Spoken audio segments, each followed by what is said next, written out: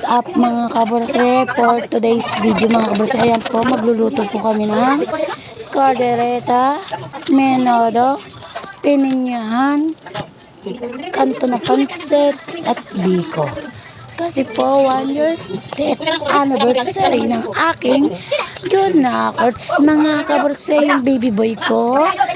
Death anniversary po niya ngayon mga kaborse, at sakto po yung fiesta dito ng Bantog ang ng anak ko, kaya ako mga kaborse, hindi po ako nanganda para sa fiesta, naganda po ako para po sa aking anak, na para pupunta kami ng cemetery, doon kami kakain ng pamilya ko mga kaborse. Ayun mga kaborse, kumuha po ako ng yan po, ayun, laki ng tiyan ni kaborse. Yung mukha, alam mo, buntis pa, hindi po buntis si kaborse, busog lang po yan. Ayan po, nagagayak na po yung mga anak ko. Ayan po, dadalhin namin. Ayan po, kote lang po dadalhin namin, hindi po namin dadalhin lahat kasi po nag-iwan po kami para dito po. Ayan po, kumakain na po kami. Tara po mga kaborse, kain tayo mga kaborse. Ayan si kaborse, panay kain, lumalaki na tiyan mo.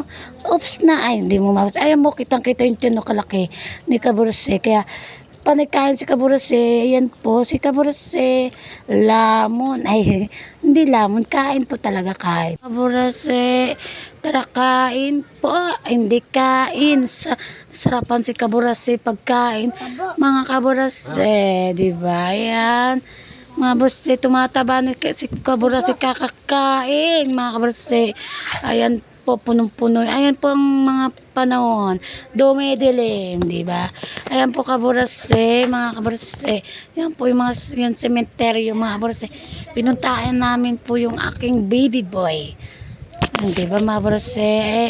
Ayan po, at kami po kumakain, at minakita po kaming yun ang tao sa paligid, at binigyan po namin pagkain.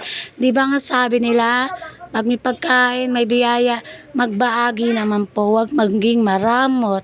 Di ba ganun po mga kaborse? Yan po yung aking anak ko, binigyan ko din po ng ano po, alay sa kanya mga.